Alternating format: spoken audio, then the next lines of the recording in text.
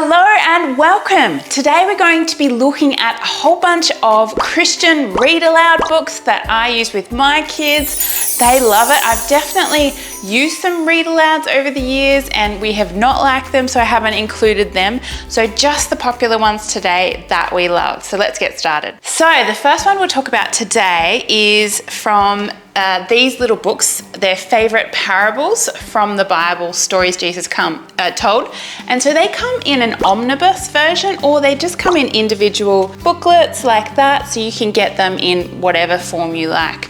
My husband particularly likes these because they are a little bit of fun. If you look at the graphics, they're really fun little pictures that you know your children are going to like, and they're just a lot of the popular Bible stories, but they're just told really, really well. So we really like that. I think this one sells for, it's very cheap. It actually says US $9.99 on the back.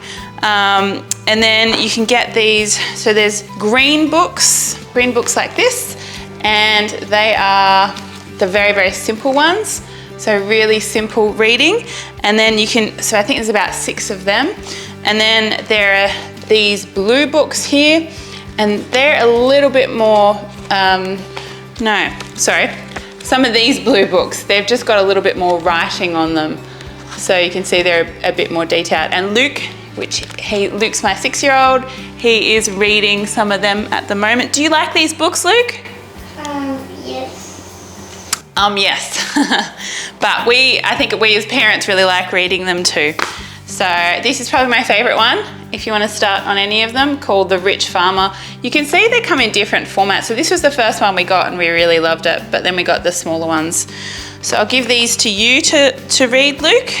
Thanks. That's okay. And then we got these ones, which are not too bad. Again, they're those parables, but they go through the parable and then they tell what that is in modern day language, and then they kind of tell you the moral behind what they're trying to teach. So this one's The Precious Pearl, and yeah, they just go through that in a lot of detail. So, and then obviously it's a very gospel message as well. So I'll give that one to you, Luke, as well. So they're stories Jesus told as well. Now this is an unusual one, but we read these ones to our children.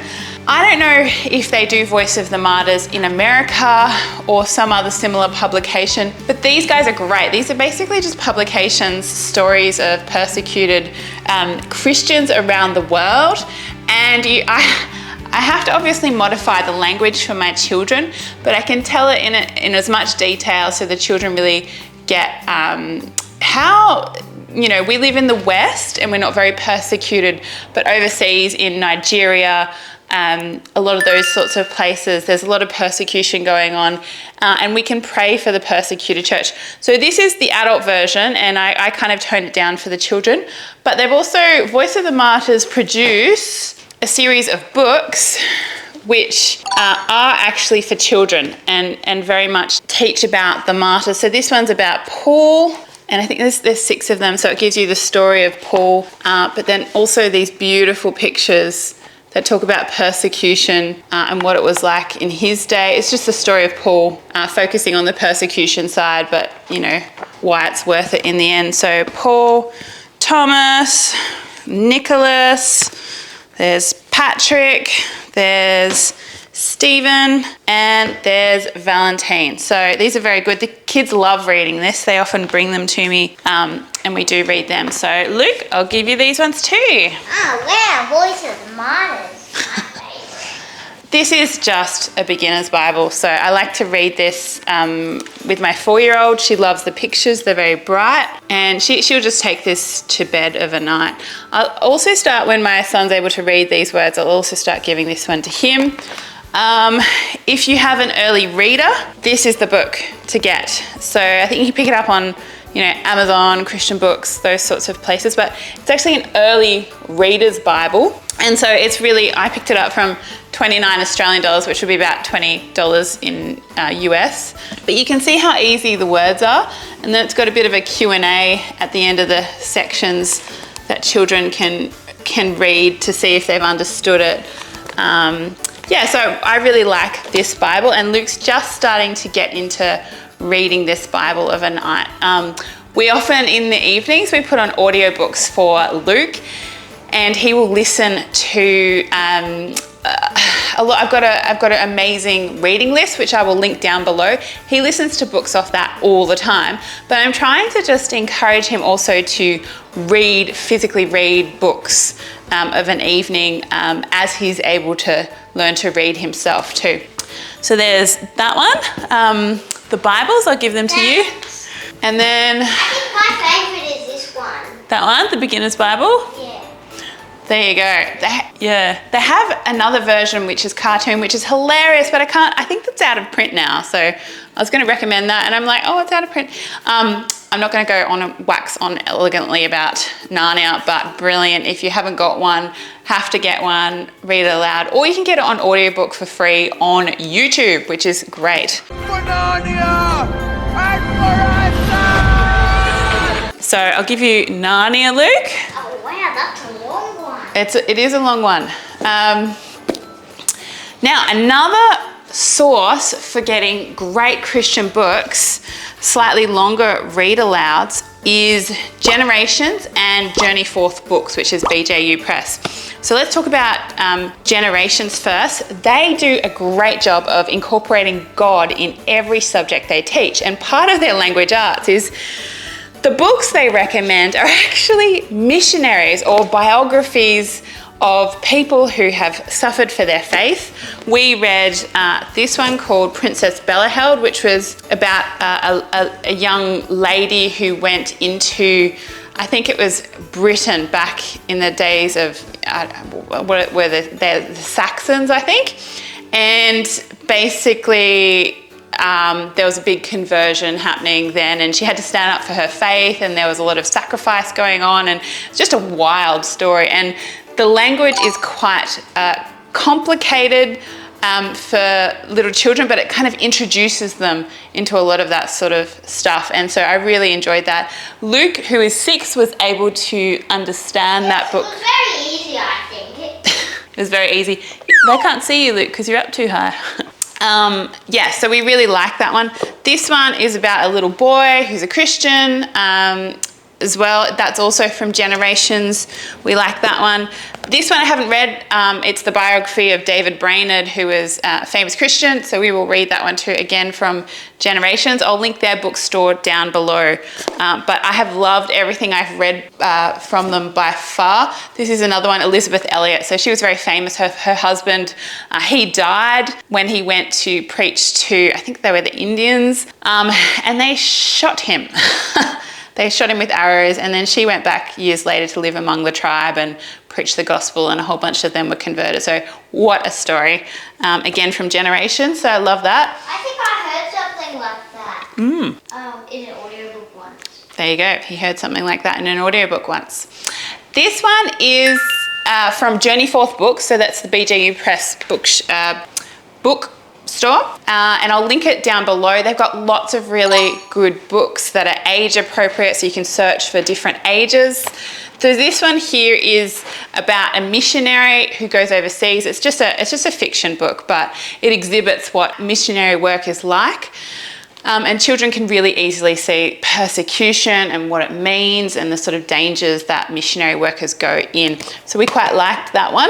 There are other Journey Forth books that aren't necessarily, you know, all about Jesus, but they just teach good character, which is I think what we want to be doing. This one's about No Pets Allowed, which is kind of cute. It's got a bit of reading, writing sort of stuff in it, but it's about appreciating why there are rules. So this child thinks up all these names, and the pets end up being a problem, and he ends up realizing why there are no pets allowed. So that's pretty cool. This one is really cool. Again, it's a character book.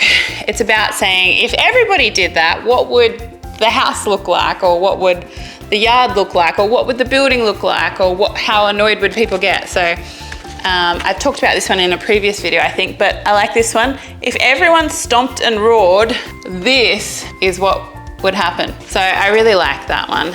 And this one's, if everyone stepped on Daddy's feet, this is what would happen to Daddy's feet. So it's a bit of a giggle. And if everyone made a smudge, this is what would happen. So it is a bit of fun. And this one is if they didn't use their heads. So it's just about kind of encouraging children to think more. So, you know, if Clarence is a clown, you know, thinking about the consequences of actions. This one's here, Cora was a cutie, but let's face it, she was stuck up. So lots of stuff like that. Journey Forth Books, BJU Press, I really highly recommend them. Some other ones that I really like, because they incorporate Bible verses, but they also have really cute little graphics. I've got 3 of them here. They're the Little Blessings series. So I really recommend these if you want something cute to read. Girls particularly like them, well, they're boys as well, but you can just see they're really cute graphics. And this is called the Bible for Little Hearts. And sometimes they're Bible verses or sometimes they're explaining the Bible. So that's the Bible for Little Hearts. This one's explaining the gospel. It's basically explaining it to very little children, like 4 or 5-year-olds, which is really cute. But it's also really good. I mean, the gospel, it's really lovely to hear that as an adult too. And this one also talks about who is Jesus. So it's just a really clear exposition on who Jesus is and what he came down to do, and the gospel again, which is something that you can't hear too often. So another one I'd like to recommend is this one. It's called 100 Gateway Cities. So it's praying through basically the people who are in some of the most dangerous countries in the world. And it tells you, it gives you a little bit of a synopsis, gives you the map there, for example, Baghdad, and shows where it is, and tells you what the city is like and why it's dangerous and how we can pray for them. So my pastor's wife actually gave me this one. She's homeschooling her children, which is really great. They're a bit older now, but it gives you, so Baghdad means God's gift, country Iraq, population 5 million, living standards, buildings and infrastructure damaged by war, religious breakdown, which I thought was really cool. 95% Muslim, 4% Christian, 0.6 non-religious and 0.2 other. Status of the church, Orthodox and Catholics have ancient roots, a few evangelicals. Major religious sites, Marijan Mosque and Kadhimain Mosque. I'm sorry if I completely butchered those names.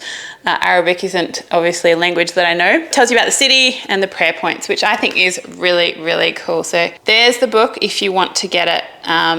You could learn about the city and then read this as after you've learned about the city, which I think is really cool. Next up we have the Children's Book of Virtue. So I was actually in a place where they sell lots and lots of books for secondhand, and I had another homeschool friend there and she saw this one. She's like, get this book, and so I got it and I love it. It's basically just it's a big book on character and teaching the virtues, and there's just lots of little stories to exhibit, you know, what's good and honorable character and what is not, which I love. I love books like that, so that is definitely a great book to get. This is a bit of fun. I find it a bit hard to read as an adult, but kids kind of love these sorts of break it down sort of books. This is so, like, it's such a large book to handle, as you can see. So it sort of breaks things down. We're going to a bit more. Sorry about that, it's all over the place. But you can see how much writing there is, and children just can look at different points wherever they want to read, and it's just another Bible resource which I really like. This is such a hard book to handle for a video. Jesus Teaching, there's another one. Anyway, that's that one. It's by DK, www.dk.com. These are really good. These are a bunch of, they do lots of these sorts of ones, so Little Lights.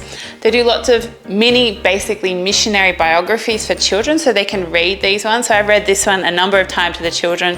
So it's about Charles Spurgeon, and it's basically just a biography of his life, but it's really easy to understand, and there's lots of pictures. And if you like Spurgeon, goodness me, I have the books for you. These ones here. So these aren't picture books. These are just basically one page. This is the book number 1. So you've got this page and you read it. And it's basically little stories from Spurgeon's life. And there are loads of them. So I think there's 6 books in the series. We've got a double here, I think. 6 books in the series, and each of the books has 52 stories from Spurgeon's lifetime, and they're basically always a gospel plug, but they're really entertaining. The children can read it themselves if they're a bit older. I read one to Luke of a night time, and he really enjoys that, and he's learnt a lot about the gospel through that, and I think he's felt quite inspired by Spurgeon's life and his biography. Next one I have for you is the Children's Bible. I just really like the pictures in this one, and it's really easy to read. This is really good to do before your children sort of start understanding the harder words that there are to grasp in the Bible. So I think when Luke was maybe 3 or 4, we started just reading one of these every day to him, and he'd get the general idea. And then when I was like, when we finished it, I was like, he's probably ready to read the Bible. So probably maybe for a good year now, we've just read a chapter of the Bible. We're going through, I think, Ezekiel at the moment, and I definitely skip chapters where I'm like, I don't think he's going to understand this at all. But he understands surprisingly a lot more than I would expect him to understand. For example, yesterday we did the one where Ezekiel shaves off his head and he shaves off his beard, and then I think he burns a third of it. Let's see if I can remember it now. So he burns a third of it, and then with a third of it, he, what does he do with the other third, Luke?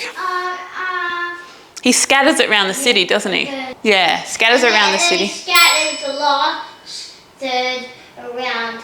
It gets scattered apart, but he doesn't do anything to it. He knits it into his cloak. That's right. And they were illustrating the Israelites. And he actually narrated that to me. A lot of the time I will forget it, but he will understand it. And I love that he just narrates that back to me.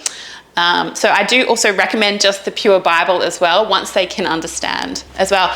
Another big one, people just talk about this one all the time. If you don't have it, it's a bit like Narnia, get it. It is so, so very good.